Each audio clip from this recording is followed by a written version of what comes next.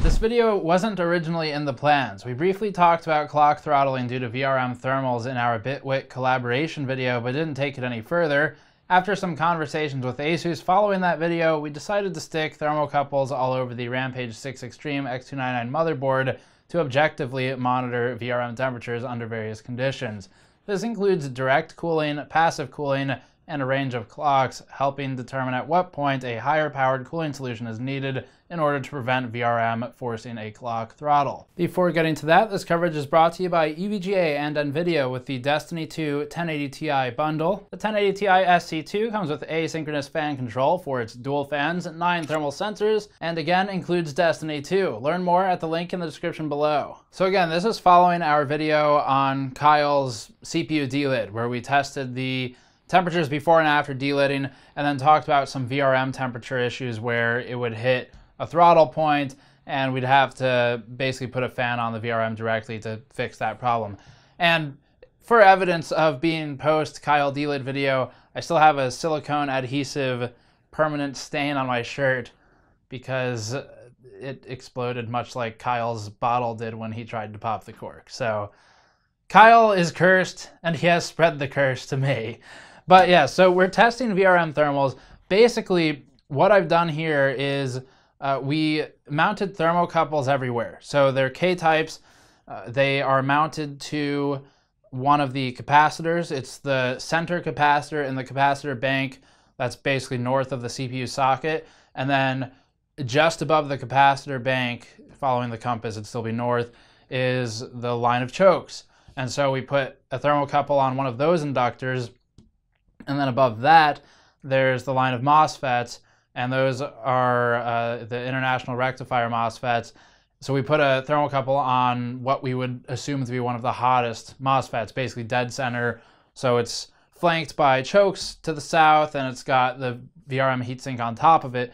These thermocouples are 1/100th of an inch thick. They're pretty damn small. They do not influence the thermal transfer capabilities from the heatsink, the thermal pad, to the component in any meaningful way. And they're basically the thickness of Captain thermal tape, to give you an example. So we use those. They are not electrically conductive. They sit between the heatsink and the component. So we're measuring the temperatures on top of the component, not inside of it. And the effective case temperature is going to be different, obviously, than the internal temperature, but that doesn't really matter because all we're looking at is a delta from test A to test B. At what point does it throttle on our thermocouples, and at what point can we stop that throttling by stepping back the clock, the voltage, or implementing a fan. So that's what we're testing. This is presently being done on open air, and an open air configuration means that we basically have established a baseline today. Implementing a case, testing with a case, means a whole lot of different outcomes are possible. And we'll go through those in a bit. But basically for case testing, we have dozens of case tests on our charts. You've probably seen them at this point. And for a good half the cases on the market, your VRM thermals are going to be worse than what we're showing here today. And then the other half, they will be better. It depends on the airflow configuration of the case. We're testing baseline, and then I'll give you some guidelines toward the end as to how different cases will impact the thermals and in what way. Other than that, what we're getting into here, the big question is whether or not it's reasonable to expect the ASUS Rampage VI Extreme VRM heatsink to be capable of effectively passively cooling the VRM. That's what we're trying to look into, and I'm joined by Der8auer toward the end of this video for his own thoughts on that exact question. So stay tuned for his thoughts as he did the original X299 disaster video. We'll start with only passive temperatures with no extra fan. To read about which cooler we used and other system configuration information, check the article linked in the description below for the testing methodology section. We are also using the 7980XE that was delidded recently. Some of the temperatures here are not terrible, like auto settings, for example. The clock sits at around 3.1 gigahertz average with complete auto out-of-box motherboard configuration, with the VRM component temperatures at about 67 to 70 degrees Celsius for the center choke and MOSFET, with the center capacitor at 62 degrees Celsius. A very lightweight trivial overclocked 3.9 gigahertz and 0.992 voltage ID brings us up by more than 10 degrees Celsius. So now we're at 80 to 83 degrees C for the FETs and the chokes as measured by the thermocouple. This means that the internal temperature, of course, is higher than this, but we're not throttling yet. Our power consumption also increases to 293 watts at this point, up from 225 when auto. Going to 4.3 gigahertz and 1.15 VID is the next step and puts us into throttle territory immediately. The MOSFETs are now hitting 100 C on our thermocouple measurement, which means that we're at the point where the clock is throttling until they cool down, and then they effectively spin back up and we throttle again. We can actually plot this over time in a few ways, but we'll save that for the next number step. At 4.5 gigahertz and 1.2 voltage ID, we're again hitting throttle territory, where the CPU frequency peaks and drops chaotically with MOSFET temperature. The same is true for 4.5 gigahertz at 1.24 voltage ID, unsurprisingly, and is the most extreme scenario where we just wanted to torture it. Here's a look at average frequency for each configuration as plotted against FET temperature. At 4.5 gigahertz and 1.24 voltage ID, we're throttling to 3104 megahertz, and so we're about 1.5 gigahertz below the target frequency. The next one shows us 4.5 gigahertz at 1.2 voltage ID, where we're hitting 3311 megahertz, so better, but still significantly lower than it should be. At a low 4.3 gigahertz and 1.15 voltage ID, we managed to climb to 3677 megahertz, still about 1 gigahertz below the target, and that's still from throttling. 3.9 gigahertz at 0.992 voltage ID does manage to actually hold its 3900 megahertz configuration, and that's because the VRM temperatures are so much lower that they're not throttling internally. Technically speaking, of all these tests, the lowest configured overclock configuration is performing the best, and that's because it actually holds its clocks without any throttling despite the lower input setting. To demonstrate that this has nothing to do with clock or voltage stability on the CPU side, we can refer to the next chart. This chart shows VRM component temperatures when we add fans. As shown here, none of them, with the fans anyway, are throttling. With an intake Sunnen maglev fan positioned 1.5 inches away from the VRM heatsink, and an NDXT 140mm fan positioned as exhaust directly above it, we keep VRM component thermals in the 70 to 80 degrees Celsius range at 4.5 gigahertz and 1.24 voltage ID. It's about 60 to 70 when at 4.5 and 1.20 voltage ID. We actually don't know the true difference versus the fanless configurations because the throttling means that the temperatures would have been higher if left unconstrained. This is even true with SVID disabled. And before going further, just to kind of illustrate what we've got here, with the configuration that has fans added to it, it's an open air test bench as stated, and the Sunnen fan is mounted immediately next to the VRM. It could not really be any closer without chewing up the EPS 12 volt connector and the current clamp attached to it. So that fan is spinning at over 2000 RPM. It's a 120mm fan. It is effectively a Corsair maglev fan. It's the supplier version of it. That's sitting right next to the VRM heatsink, spinning as loud and fast as it can and blasting the heatsink with air. The NDXT fan is above it, and it's just simply acting as an exhaust to pull away all that heat, including radiative heat off the back of the GPU, and get it up and into the room, unfortunately, for everyone in it. But it cools down the VRM. So doing that with an obnoxiously loud configuration, we end up, again, depending on the clock, at maybe 60 to 70 degrees Celsius for 4.5 gigahertz and 1.2 voltage ID, which is completely reasonable. That's a very good temperature for the VRM. To give you an idea, the maximum specified internal temperature for these MOSFETs is about 150 degrees Celsius. So for external temperatures, looking at something like up to 125 C are really an operating range. And obviously lower is going to be better for MOSFETs, but yeah, at 60 to 70 we're perfectly fine. That is our thermocouple basically case temperature. So it's not the internal temperature. Internal is going to be higher than that. But again, it's all relative deltas between each other. So obviously that's a big improvement, but it does require a pretty serious cooling setup that's allowed. So keep that in mind.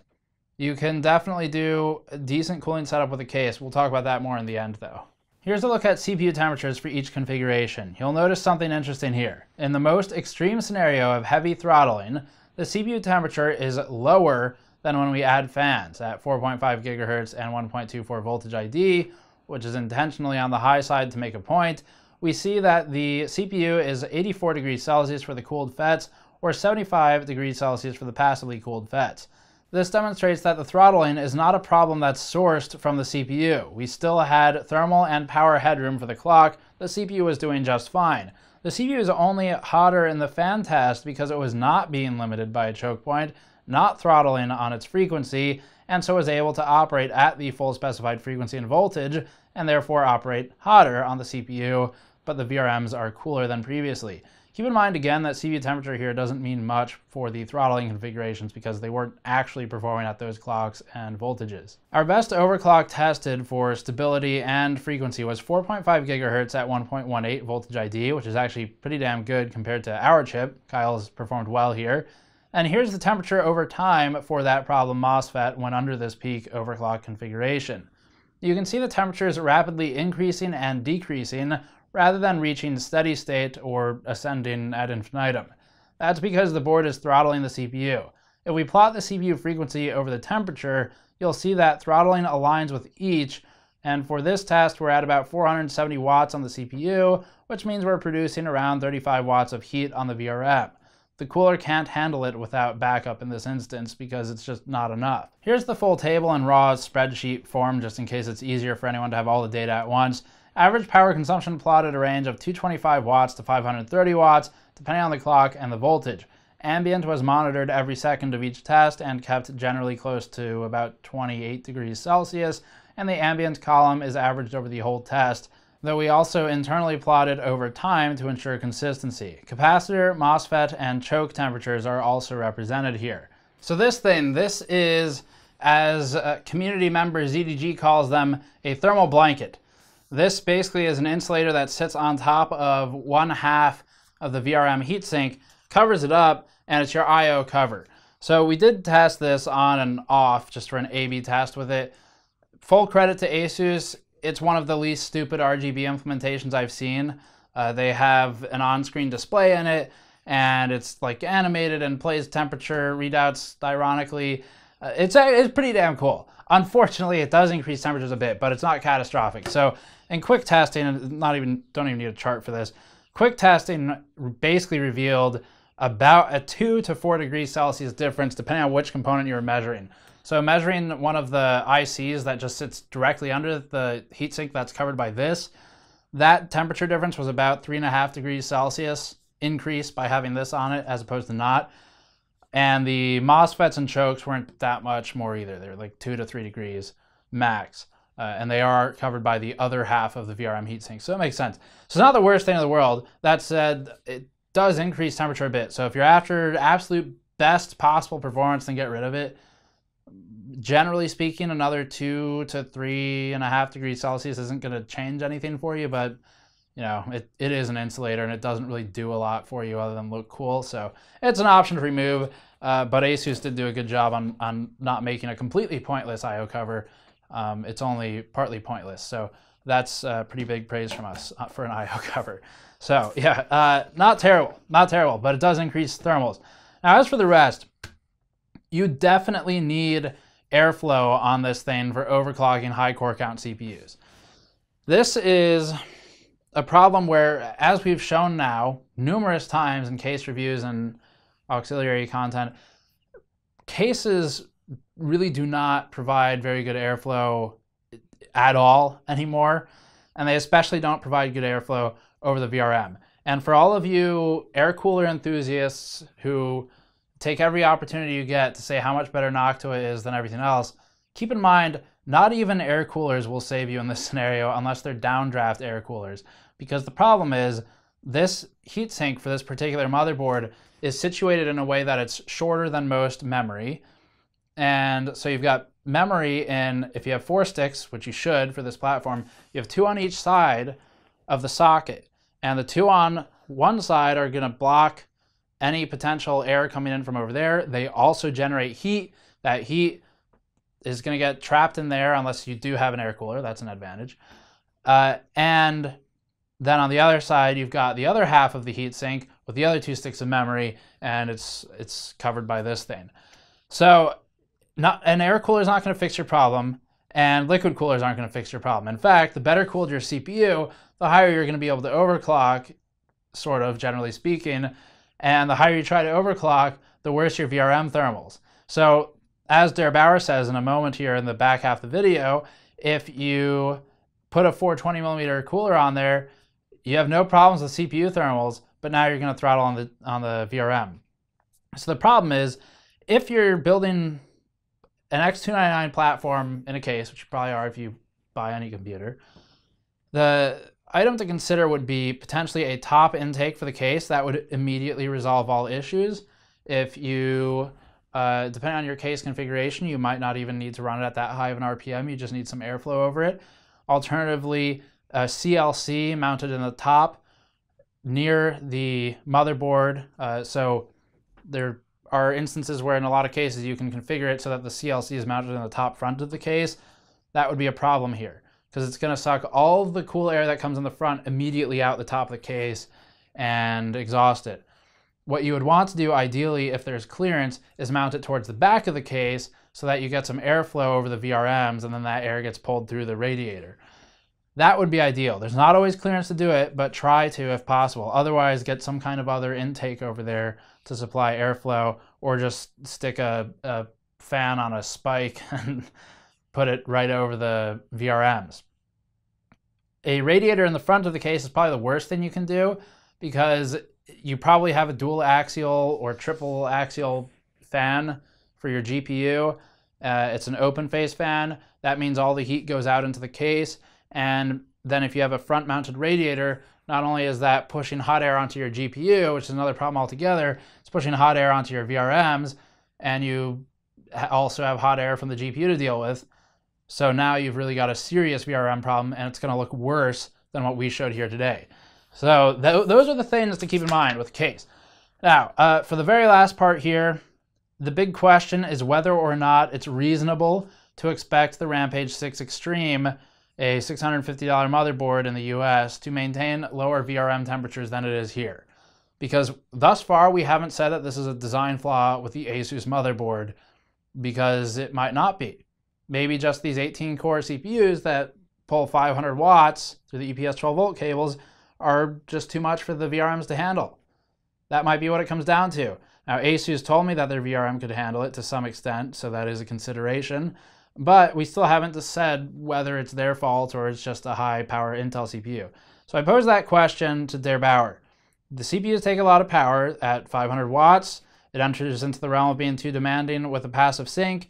And basically the next segment is a brief conversation I had with Der Auer, who is a pro overclocker slash engineer and does a lot of XOC stuff. So let's throw to that clip. Is that pretty much in line with what you were seeing? Yeah, absolutely. I mean, it just shows that once you're hitting a certain power consumption of the CPU, which on your CPU seems to be like 4.4 gigahertz, and well, if you want to run higher at higher volt, then the power consumption will be too high. That means that the MOSFET essentially also dissipate too much heat, which then causes the VRM to throttle because the surface area is simply not enough if there's no airflow. And that's exactly what we have seen on, I mean, basically all boards on the market, I think. Is it just completely unreasonable for me to expect that the ASUS Rampage 6 board should be able to basically passively cool itself to some extent? Or like what kind of cooling should we be expecting out of the heatsink that's on there? I guess that's always a matter of perspective. My personal opinion would be that if you sell a product, no matter what kind of product, it has to work in all conditions where you would typically use it. And especially on like HEDT platforms, you can expect that they are running for a longer period and also on higher load for, I don't know, rendering applications or whatever. And it's very likely that you run into situations where it's going to be really on the edge or above.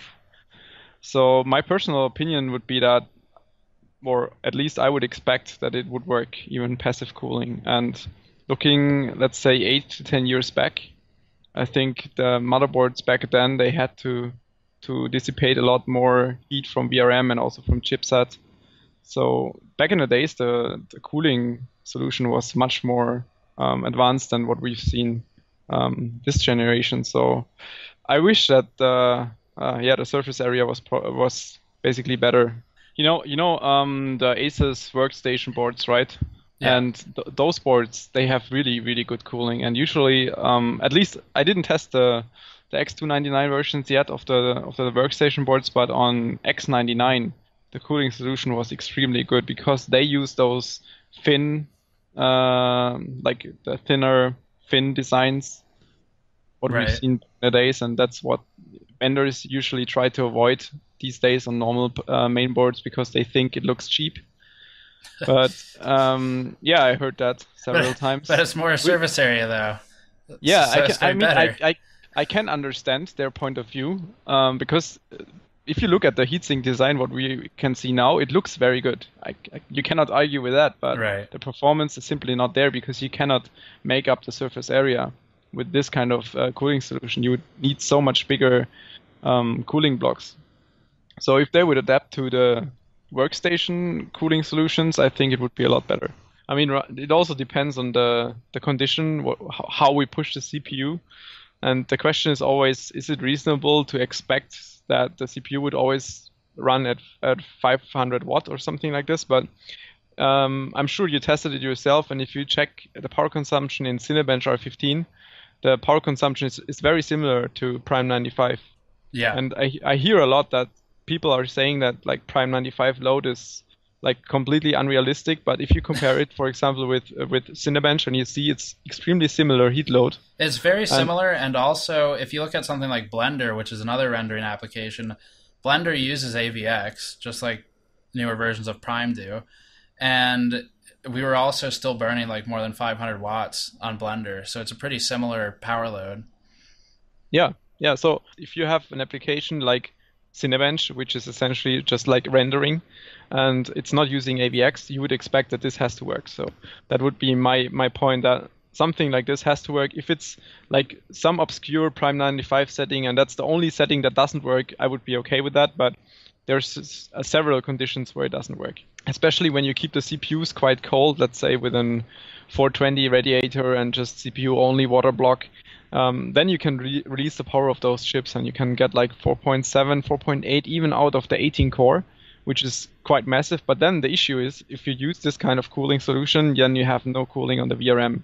So there would be so much more possibilities, but as you said, like 4.3, 4.4 is probably what you can get if there is zero airflow. And going back to what you said earlier with different situations in different cases, I did also some testing in different cases, and it really depends on your overall setup. So sometimes you have a case where you, for example, you mount the radiator of your AIO directly above the VRM, and then the temperature is going to be absolutely fine for sure, because the fan will blow directly on the VRM cooler, and that's going to be okay. But then on some cases you have no space on top. You might mount the radiator in front, something like this, and then you have a VGA that is not blowing the heat directly out of the case. It's going to put the heat inside the case, and then you run into situations where it's going to be really bad for the temperature. Yeah. So that pretty much covers it. Our thanks to Der8auer for joining for this one. As always, you can go to patreon.com/gamersnexus to help us out directly. Subscribe for more. We might look more into these things. It becomes a question of, do the other motherboards do it better? And maybe the Apex board should, because it has a small fan you can attach to it. But yeah, that's it for this one. It runs hot. Be careful, basically. Der8auer was right in his first video, so we've effectively validated that at this point. So yeah, subscribe for more. You can go to store.gamersnexus.net to pick up a shirt like this one without the silicone adhesive stain on it, or one of our new stickers. I'll see you all next time.